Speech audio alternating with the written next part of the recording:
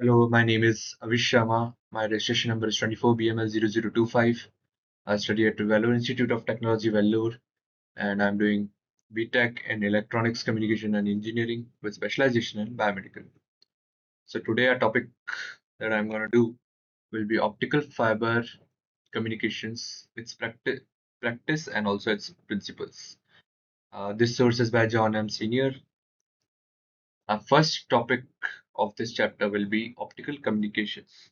So if you go into the history of it, we'll, we have to go back to 1880, in which photophones were invented by Bell Labs for speech transmission, and the speech transmission was in the distance as small as 200 meters. So yeah, but back in 1880, it was a big thing. In earlier part of 20th century, for optical transfer were limited to mobile phones and low capacity communication links, which we all know as of now. Lack of light sources, light transmission in atmosphere is restricted to line of sight and is severely affected by disturbances such as rain, fog, dust, etc. Obviously, the rain, fog, dust barrier, create disturbance between the transmission, so it is affected by it. Low frequency EM waves are least affected by this. EM waves, why are EM waves not affected by them or very less affected by them? Is because they have very less frequency. So the disturbance cannot be created. The proposals of electronic communication via dielectric waveguides or optical fiber fabricated from glass to avoid degradation of optical signal by atmosphere was simultaneously given by Hockham and Wurtz in 1966. So the first big breakthrough for this optical communication was in 1966, which was 86 years after the 1880 Bell Labs. Yeah. Now, if we go into the optical fiber communication uh, path, we'll see that first we have to have an information source. Then this information source will have to go through the electrical transmit. We have to give electrical transmit to it. Then optical source, of course, optical fiber cable. The optical fiber cable is the medium through which the optical source will pass, and it will go to the optical detector and then the electrical receiver. And after that, the final destination in which the information source is at the end. Now, if we have to look into the advantages of optical fiber communications, there are a lot of advantages of optical fiber communication. In the today's world, it is a very important thing. The first is the enormous potential bandwidth. And why is that? Because it has a frequency in the range of 10 power 13 to 10 power 16 hertz, which is a lot. And it yields a far greater potential transmission bandwidth than metallic cable systems, which is just 500 megahertz. So that is way more than the metallic cable system. So it helps in enormous potential bandwidth. Now, small size and weight. Yeah, the diameter of the optical fiber is as compared to a human hair, which is you already know is very small. Now, electrical isolation made up of glass and plastic polymers and hence no earthing problem. Yeah. Immunity and interference and crosstalk, signal security, low transmission loss, and ruggedness, flexibility, and potential low cost. These are all the advantages of optical fiber communication, which are really helpful in today's world. Now, basic principle for optical fiber communications. The basic principle for light propagation is actually total internal reflection. Now, what is total internal refract reflection? Total internal reflection is the reflection which will be taking place in the optical fibers, and it is a very important thing for the transmission of source. Electronic electromagnetic waves travel slowly in an optically dense medium compared to that of rarer medium. Light propagation in a medium depends on its refractive index. So that and Electronic magnetic waves travel slowly in the optical dense medium compared to that of rare medium. Light propagation in a medium depends on its refractive index, which is the ratio of speed of light in vacuum to speed of light in medium. So the refractive index, which you all know, is mu, denoted as mu. So mu is actually velocity, uh, speed of light in vacuum to that of speed of light in any medium. So speed of light in vacuum is basically 3 into 10 to the power 8 meter per second, and that is divided by the speed in the medium, and that's how we get the refractive index, that is the mu, which represents the medium. When a ray is incident on the interference between two dielectrics of diffractive indices, diffraction occurs. Yeah, that we all know. Now, what happens is there are two mediums in this. First is medium N1 and medium N2. So the light is refracted through the medium N1.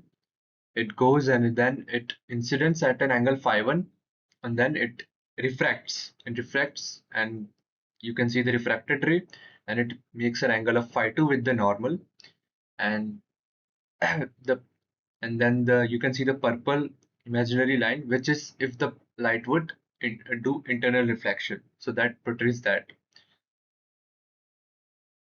the mediums will be different, and there will be specific mu or refractive index for the mediums. Now, if we go into the Snell's law, which is very important, so it is mu1 sine phi 1, mu2 sine phi 2. Mu1 we all know is the refractive index of the first medium, mu2 we all know is the refractive index of the second medium. Now, what is sine phi? Now, phi 1 is the angle that the incident ray makes with the normal, and phi 2 is the angle which the refracted ray makes with the normal. So, this is a very important formula. This is very useful, and this formula is named as is given by Snell's. So it is known as Snell's law. As n1 is greater than n2, the angle of reflection is always greater than the angle of incidence. Then why the angle of reflection is 90 degree, the angle parallel. And why is that? Now we can see that n1's now we can see that n1 by n2 is basically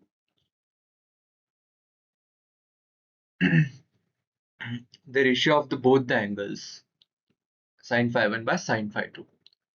Now if the mu is greater than the mu1 is greater than the other, then obviously the angle of the other one will be greater than the first one, because these are inversely proportional, the angle and the refractive index.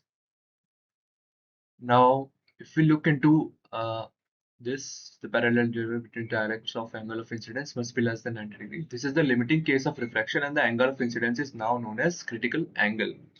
So now we know a different term known as critical angle. Now what is critical angle? Critical angle is when the angle of refraction is 90 degree and the refracted ray emerges parallel to the interference between the dielectrics of the angle of incidence must be less than 90 degree. This is a limiting case of refraction, and the angle of incidence is now known as critical angle.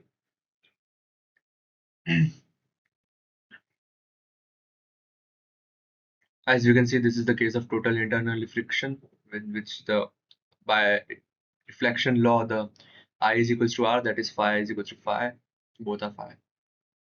And we can see that phi is greater than the critical angle here. Now, transmission of light ray in a perfect optical fiber. Now, as you can see the diagram of the optical fiber, this is a zoomed in diagram, and we have many parts in the optical. One is cladding, one is the internal core, and the core axis is the imaginary axis, which is in the middle of the internal core. So there is cladding, there is core, and this is the optical fiber, which you can see on the slide.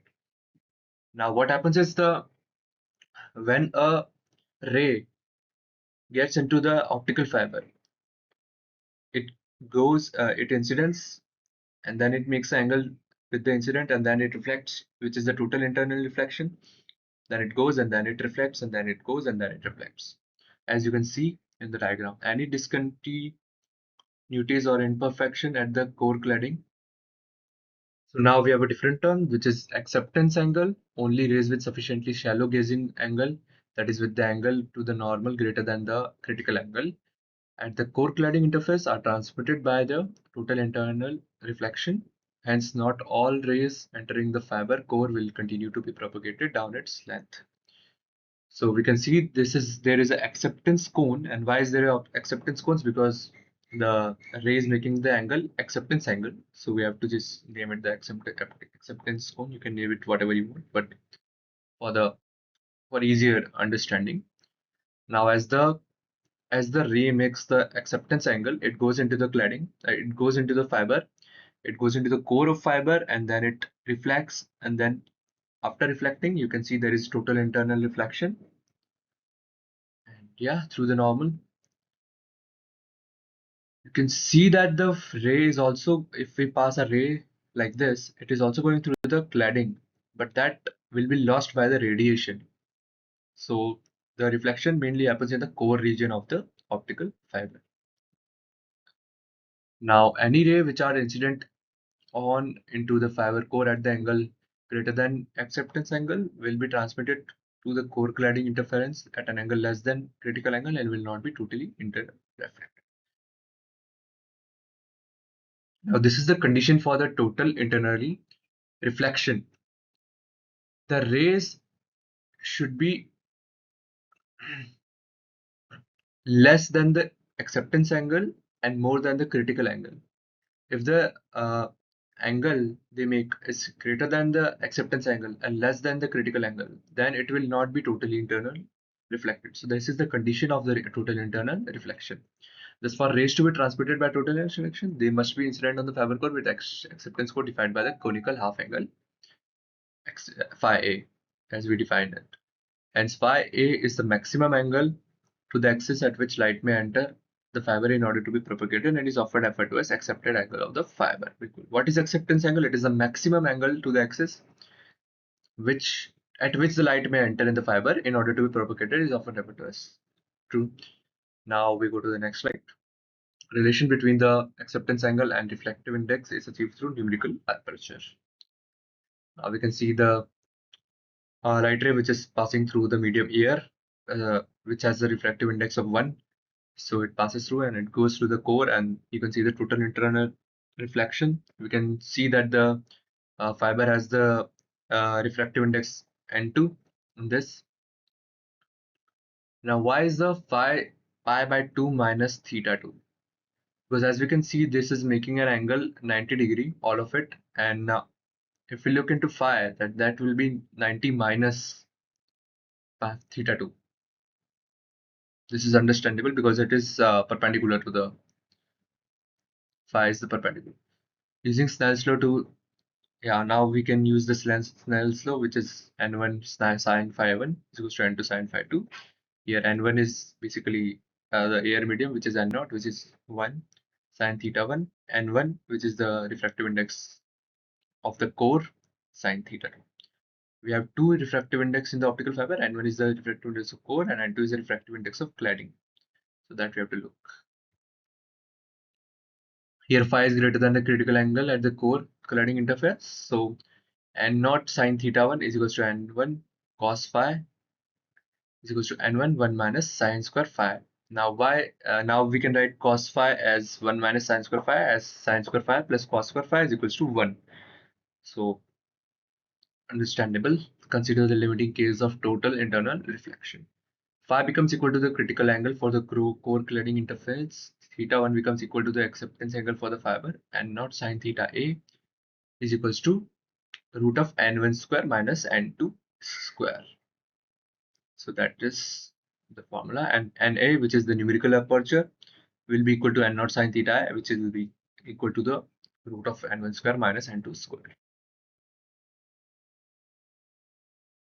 Now, numerical aperture may also be given in terms of relative refractive index difference between the core and the cladding, which is defined as.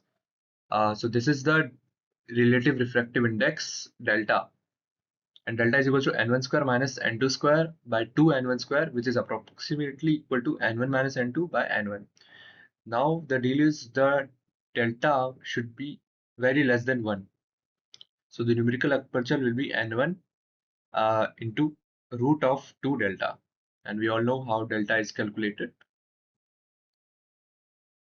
Now, structure of an optical fiber, it is a very important thing we have to see. So the end view we can see is just like any circumference view, and we can see that there is a core, there is a cladding, and there is the outer sheath. Which is sheath is like the protective covering of the, yeah, three distinct parts as given. First is the core, second is the cladding, third is the sheath, jacket or coating, as I said. Now, core transmission area of fiber. Core is the area where the reflected rays will be totally internally reflected.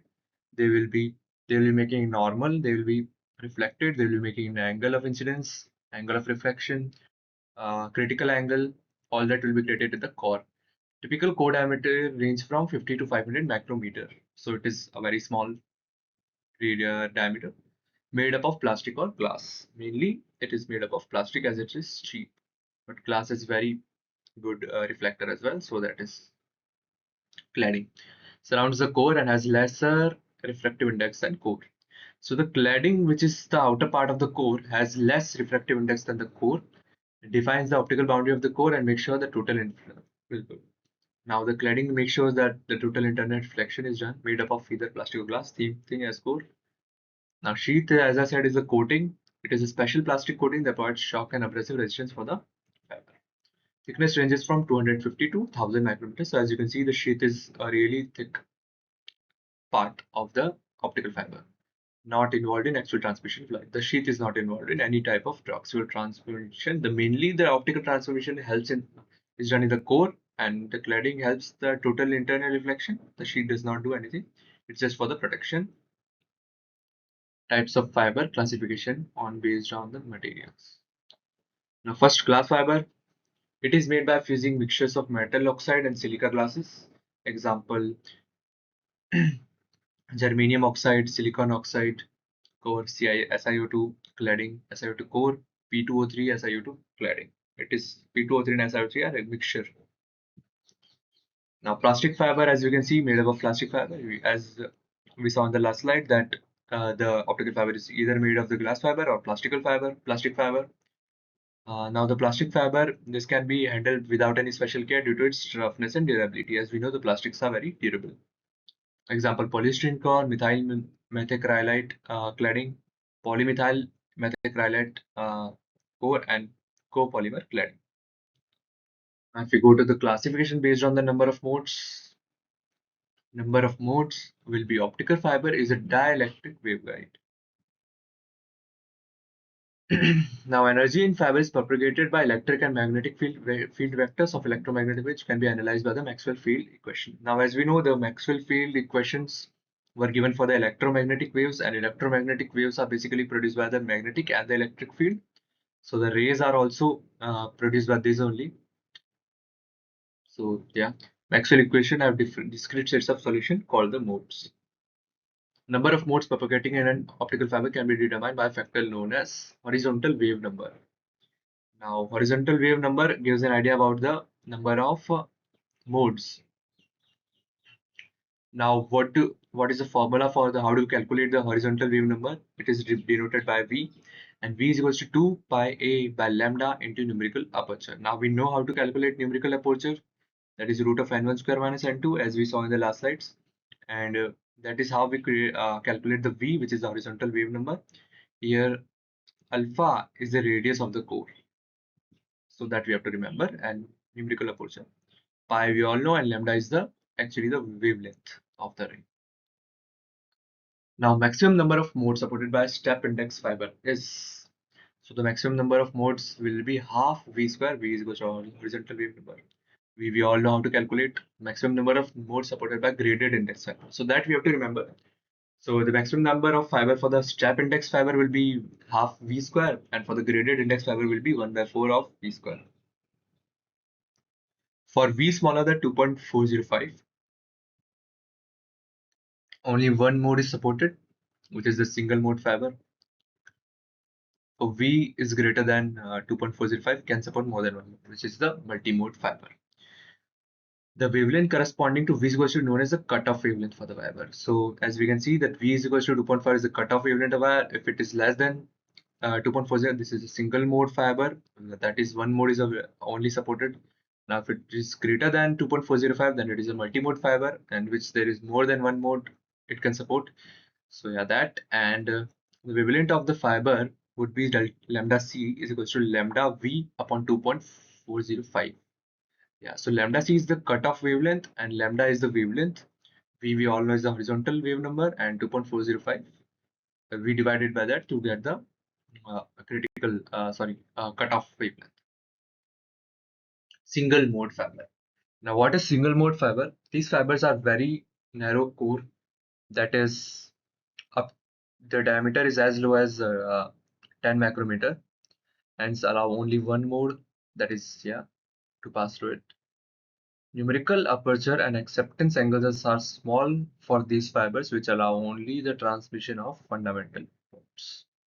We can see that. Amount of dispersion is very less. Now in the single mode fiber, the amount of dispersion is very less because only one mode is allowed supported, so which makes the dispersion to be very less. Used for very high speed, large bandwidth, and long distance transmitter. So it is a very stable thing. It is used for high speed, large bandwidth, and long distance transmitter. As you can see, the core is 8.3 micrometer in the example, and the cladding is 125 micrometer in the example. This we got to know about the single mode fiber. Now about the now we can see the figure of it as well. We can see that the optical fiber, the rays going through that, and the single mode fiber. We can see the graph of it. We can see how stable it is, goes in straight. Now about the multimode fiber.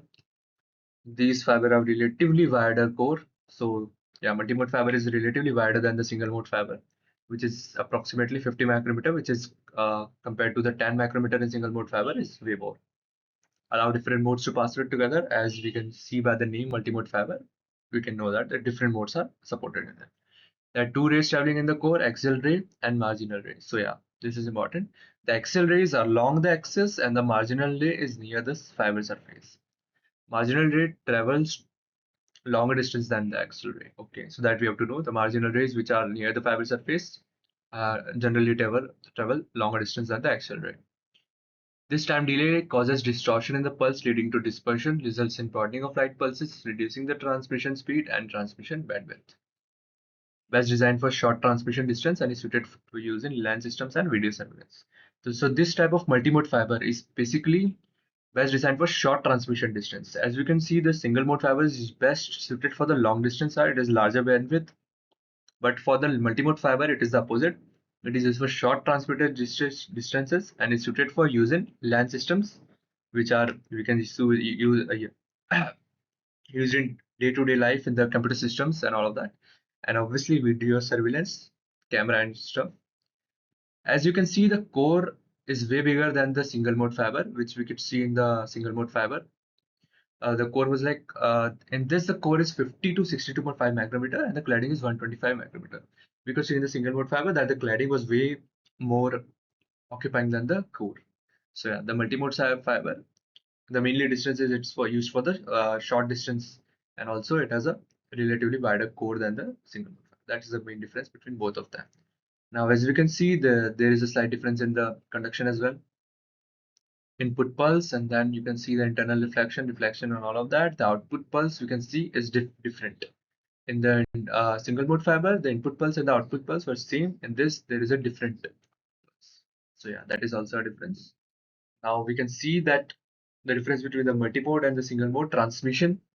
Now as we can see, there are different modes, so different rays will be incoming.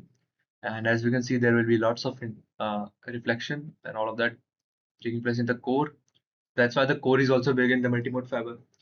So yeah, that, and after that, as you can see, one and the single mode fiber, as you can see, only one mode is supported, so one ray, and it just goes straight and passes straight, no distortion, no distraction, anything. So it is so that's why this is very good for long distance transmission, while this is very good for the short distance transmission. Now classification based on the refractive index profile.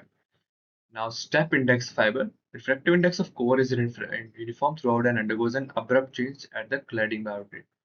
So the refractive index is basically stable, uniform throughout the core, and it just changes in the cladding boundary.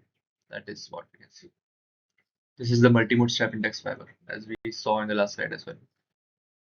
Now, graded index fiber. Core refractive index is made to vary as a function of radial distance from the center of the fiber, also known as the inhomogeneous core fibers. Now, as we can see, these are the formulas for the graded index fiber. So yeah, this is the NR is basically the refractive index, and one is the different in the refractive index, 1 minus 2 delta. Delta we all know the formula and all of that. R by A power A whole power half. That is the root of all this. And this is when the R is smaller than A, that is core. Now for the cladding, which is the R is greater than or equal to A, the refractive index of the R is equals to N1, 1 minus 2 delta, root of that is equals to N2. Delta is equals to relative refractive index difference, and alpha is profile parameter. Profile parameter can be triangular profile, parabolic, and step index as well.